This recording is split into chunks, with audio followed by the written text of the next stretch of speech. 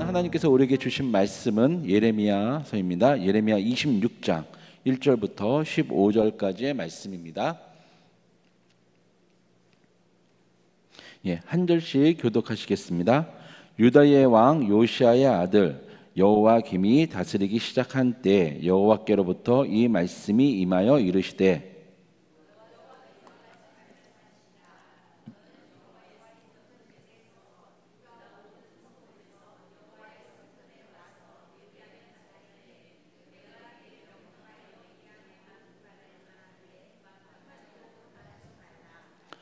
그들이 듣고 혹시 각각 그 악한 길에서 돌아오리라. 그리하면 내가 그들의 악행으로 말미암아 그들에게 재앙을 내리려 하던 뜻을 돌이키리라.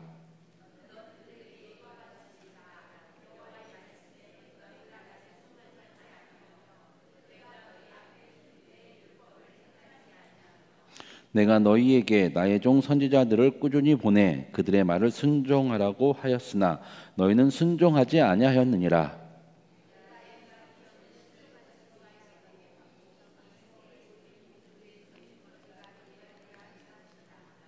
예레미야가 여호와의 성전에서 이 말을 하매 제사장들과 선지자들과 모든 백성이 듣더라.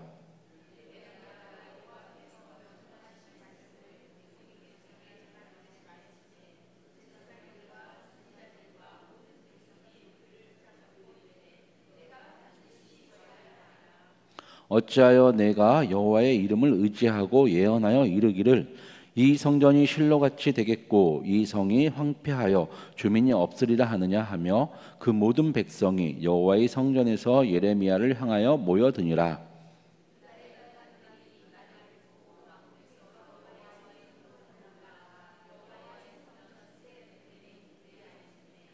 제사장들과 선지자들이 고관들과 모든 백성에게 말하여 이르되 이 사람은 죽는 것이 합당하니 너희 귀로 들음같이 이 성에 관하여 예언하였음이니라.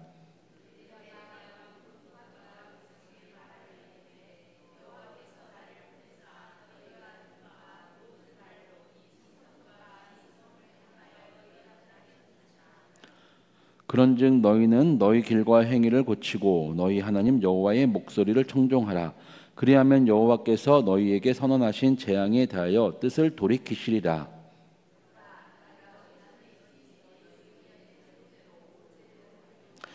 같이 읽으시겠습니다. 너희는 분명히 알아라. 너희가 나를 죽이면 반드시 무죄한 피를 너희 몸과 이 성과 이 성 주민에게 돌리는 것이니라. 이는 여호와께서 진실로 나를 보내사 이 모든 말을 너희 귀에 말하게 하셨음이라. 아멘. 오늘부터 예레미야 말씀을 우리가 보게 되었습니다. 예레미야 26장 말씀인데 시작은 26장의 시작은 요시아의 아들 여호와김이 즉위하고 다스리기 시작한 때라고 합니다. 엘리야김의 아버지 요시아는 다 아시는 것처럼 유대의 부흥과 개혁을 이끌었던 왕입니다. 그가 어렸을 때 왕이 된 이후에 그 왕 쭉 다스리다가 성전에서 율법책을 발견한 이후 그 율법을 지킨 그 이스라엘 정착한 이후로 유일하게 모든 이스라엘 백성들이 광야에 모여서 장막절, 6월절이라죠. 6월절을 지켰던 유일한 왕이었습니다. 두 번째 왕이죠. 히스기야 이후 두 번째 왕이었습니다. 특히 이 요아스는 발견한 이후 자기의 모든 걸 하고 모든 것들을 바쳐서까지 그걸 지키면서 그 여호와의 뜻, 율법책에 기록된 그 재앙을 돌이키려고 노력했던 왕이었습니다. 이 왕은 개혁과 부흥을 시작했기 때문에 종교적 개혁도 시작했기 때문에 왕이 그 나라가 든든해져 갔죠. 근데 문제는 이 왕은 아마 정치적 어떤 그 시세를 읽어나는 눈은 없었던 것 같습니다. 이 왕 말년에 그 바벨론이 커져갔습니다. 신흥 제국 바벨론이 커져 강성해지고 그 지역의 패자로 등장하게 되면서 전통적인 강자였던 애굽하고 아수르가 손을 잡고 이 바벨론을 무찌르기 위해서 전쟁을 준비하고 애굽 왕이 그때 이 유다 지역, 이스라엘 지역은 그 통로였습니다. 북쪽에서 남쪽으로 가거나 동쪽으로 가려면 어쩔 수 없이 지금의 시리아 지역에서 저기 지금의 사우디나 이란, 이라크로 가려면 어쩔 수 없이 이스라엘까지 그 유대 땅까지 내려와서 가야 되는 교통의 요충지였습니다. 그러니 애굽 왕도 아수르와 손잡고 전쟁을 하려면 어쩔 수 없이 이 유대 지역을 지나가야 됐습니다. 그런데 요아스는 그게 싫었습니다. 애굽이 아수르와 손을 잡고 바벨론을 이기는 게 싫었습니다. 왜냐하면 아수르 때문입니다. 아수르는 북이스라엘, 자신들의 형제국가 이스라엘을 멸망시킨 나라였고, 요아스 때도 그 이전에도 수시로 유대 지역, 유대 왕국에 와서 그들을 괴롭히는 나라였습니다. 바벨론이 커져가면서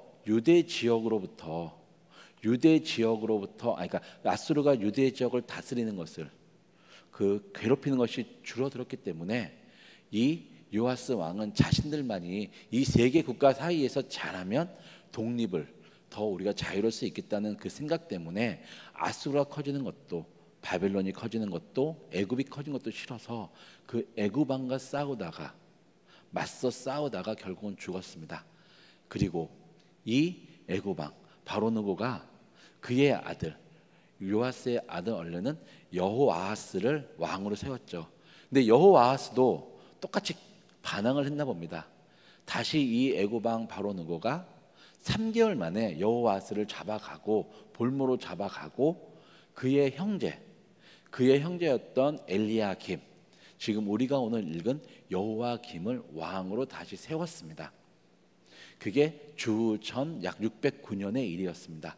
그로부터 약 11년에서 12년 정도 이 여호야김이 유대 지역을 다스렸죠. 이 시기에 예레미야에게 다시 여호와의 말씀이 임합니다. 그 내용이 무엇인가 하면 이 내용입니다. 너희는 지금까지 너희가 저질렀던 그 제 길에서 돌아서서 나의 율법을 따르며 나의 길을 따르라. 그리하면 내가 너희에게 내리겠다는 그 모든 형벌을 내리지 않고 돌이키겠다라고. 이게 여호와의 마음입니다.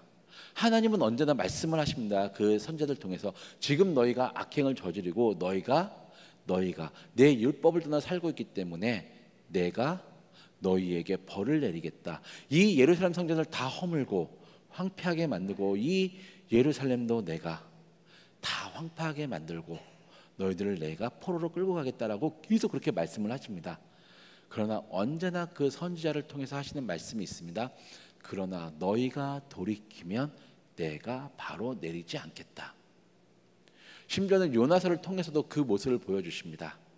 느느웨라고 하는 그 아수르의 수도, 그 악으로 가득 찬 도시도 요나를 통해서 구원의 복음을 전파하게 하고, 그들이 어떻게 합니까? 왕부터 모든 그들이 기르는 가축까지 금식하며 여호와 앞에 무릎 꿇고 회개하니까 그 내리던 벌을 다 돌이키신 것처럼 여호와의 뜻은 항상 거기에 있습니다. 벌을 주시는 것이 아니라 벌을 돌이키시는 것. 그러기 위해서 선지자들을 항상 보내셨죠. 근데 문제는 그 이야기를 듣는 사람들입니다. 예루살렘 성전, 모든 사람들이 와서 예배를 드립니다.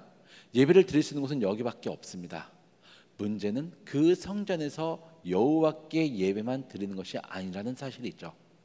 이미 그 성전은 모든 신들의 성전입니다. 모든 신들을 모시는 곳이 됐습니다. 그래서 자신들이 이 주변 강대국으로부터 자유를 누리며 살 수만 있다면 내가 어떤 신이겠든 간에 내가 제사를 드리겠다라고 하는 게 당시 유대인들 예루살렘에 와서 예배 드리던 자들의 모습이었습니다. 그런 이들에게 예레미야가 이렇게 얘기하니 지금 너희가 그 잘못을 돌이켜 여호와만 따르면 내가 벌을 내리지 않겠다. 그 이야기를 들어야 되는데 이 와서 드리는 제사장과 선지자들과 와서 예배 드리는 자들은 이 말이 아닌 형벌에게만 관심이 있고 그 말씀만 들렸습니다. 뭐라고요? 이 성전은 실로와 같이 하게 내가 만들고 예루살렘을 황폐하게 만들겠다. 실로라는 지역은 어느 지역인가 하면 여호수아에 의해서 그 유대 땅이 정복되고 땅을 나눕니다. 그리고 광야에서 만들었던 성막이 있던 곳이 실로였습니다. 그 실로에서 엘리 제사장, 사무엘 바로 전까지 엘리 제사장 때까지 그곳에 여호와의 언약궤가 있으며 그곳에서 많은 이스라엘 백성들이 와서 율법을 지키던 이스라엘 백성들이 와서 그곳에서 제사를 드렸던 곳입니다. 근데 그곳이 어떻게 변합니까? 엘리의 두 아들이 엘리 제사장 때 블레셋과 전쟁을 하는데 자신들이 지니까 무슨 생각을 합니까? 언약궤가 우리 땅, 우리 진영에 있으면 우리가 이기겠다라고 하는 그 생각으로 엘리 제사장이 반대했음에도 그 두 아들이 언약궤를 예루살렘이 그 군대 진영으로 가지고 갔지만 결국 어떻게 됩니까? 전쟁에서 지고 언약궤를 빼앗기고, 그리고 엘리 제사장도 그 이야기를 듣고 여호와의 영광이 떠나갔다라고 이야기하며 우리 이스라엘이 망했다라고 하면서 그 소식을 듣고 슬퍼하다가 결국 넘어져서 죽은 그 일이 벌어지지 않았습니까? 왜 이 말, 이 실로같이 된다는 말에, 이렇게 언약궤를 빼앗기고 여호와의 영광이 사라진다고 하는 말에 왜 제사장들과 선지자들과 그 이야기를 듣는 백성들이 화를 내고 분노하며 예레미야를 죽여야 한다고 했을까요? 그것은 그 당시 이 사람들의 의식들을 봐야 되는데, 이 당시의 전쟁은 지금처럼 군대, 나라의 국력으로 하는 싸움이 아니었습니다. 이 당시의 전쟁은 신의 전쟁이고 사람은 신의 대리인으로서 싸우던 시대였습니다. 자신들의 신이 강하면 군인의 숫자가 적어도 우리는 이길 수 있다라는 그 의식, 그 생각을 갖고 사기가 충만해서 싸우던 시대였고, 우리 신이 약하면 아무리 우리 군대 숫자가 많아도 질 수밖에 없다라고 의식하는, 생각하던 시대였습니다. 아수르의 왕이, 그 북이스라엘에 사는 얘기가 그 얘기 아닙니까? 그리고 아수르의 왕이, 또 바벨론의 왕이 느부갓네살이 히스기야에게 했던 말이 죄송합니다. 그 아수르의 왕이 사네림이 히스기야에게 했던 말도 그 말이 아닙니까? 어떤 신이 우리 왕 사네림의 손으로부터 그 나라를 구한 신이 있느냐? 왕을 안 하고 신을 욕합니다. 왜냐하면 신이 그 나라를 지켜준다고 생각했기 때문이죠. 그런데 생각해 보십시오. 예루살렘 성전은 신이 자신들이 섬기는 여호와뿐만 아니라 자신들이 제사드리던 모든 신들이 있는 곳입니다. 모든 신들이 있는 곳인데 그곳이 무너지고, 그곳이 실로같이 되어 언약궤가 사라지고 여호와의 그 신들이 다 떠나가고, 그리고 이 성전이 있는 예루살렘이 멸망한다는 얘기를 들으면 그들은 화낼 수밖에 없는 것이죠. 그 많은 신들, 여호와뿐만 아니라 그 많은 신들을 섬기고 있기 때문에 절대 무너지지 않겠다, 절대 이곳은 함락당하지 않겠다고 하는 그 확신에 차 있던 종교 지도자들이 예레미야의 그 말을 들으면 우리가 드리는 예배가, 우리가 얘기하는 게 쓸모가 없는 것이 거짓말쟁이로 만드는 것이고, 이곳에 오는 사람들이 더 이상 오지 않게 발길을 끊게 만드는 예레미야의 그 말은 자신들의 권위에 도전하는 것이고, 자신들이 갖고 있던 그 관념, 그 관습에 도전하고, 도리어 그들이 모여서 한마음 되게 하는, 같이 죄를 저지르게 하는 그 상황을 예레미야가 다 망치는 것이기 때문에, 그로부터 생기는 자신들의 권력, 누리고 있는 특권들을 잊어버리는 상황에, 익혀내는 상황이 발생되기 때문에 그들은, 종교 지도자들은 예레미야의 예언이 싫었고 그가 그 예언을 안 하는 마음이 강했던 것입니다. 그런데 예레미야는, 우리는 예레미야를 눈물의 선지라고 얘기하는데, 제가 왜 눈물의 선지자일까? 예전에 이렇게 말씀을 읽으면서 묵상할 때 들었던 것이 무엇이냐면, 자신들의 나라가 망하는 것을 예언하기 때문에 슬픈 것도 있었지만, 오늘 보십시오. 예레미야가 그 예언을 할 때 제사장들과 선지자들과 그곳에 와서 제사드리는 모든 백성들이 예레미야에게 모여들었습니다. 예레미야가 좋아서 모여들었을까요? 예레미야를 응원하기 위해서 모여들었을까요? 아니요. 예레미야를 죽이려고 모여드는 것이었습니다. 근데 성전에서 죽일 수 없으니까 잡아다가 그를 정당하게 죽이는 방법, 바로 고관들에게 데리고 간 이유가 여기 있었던 것입니다. 그는 자신의 목숨 위험 앞에서 그 말씀을 전할 수밖에 없는 그 상황 때문에도 눈물이 흘렸습니다. 눈물을 흘렸고 울 수밖에 없었습니다. 그가 왜 그렇게 했을까요? 바로 예언자고 선지자이기 때문입니다. 우리는 예언자나 선지자가 모든 것을 다 아는 사람이라고 생각하는데, 성경에서 말하는 그 많은 예언자들, 선지자들은요, 모든 것을 다 알지 못합니다. 도리어 많은 것을 모릅니다. 그들이 아는 것은 딱 하나, 여호와 하나님이 알려주는 것만 압니다. 그들도 여호와 하나님이 예루살렘을 내가 무너뜨리겠다고 하니까 예언하는 것이죠. 언제는 모릅니다. 그들도 하나님이 알려주지 않고 다른 선지자가 그 이야기를 하면 그들도 고민합니다. 왜냐하면 저 말씀은 나에게 말씀하지 않으셨기 때문에 그게 사실인지 아닌지 그들도 분별해야 되기 때문입니다. 오늘도 이렇게 얘기합니다. 여호와께서 이렇게 얘기하죠.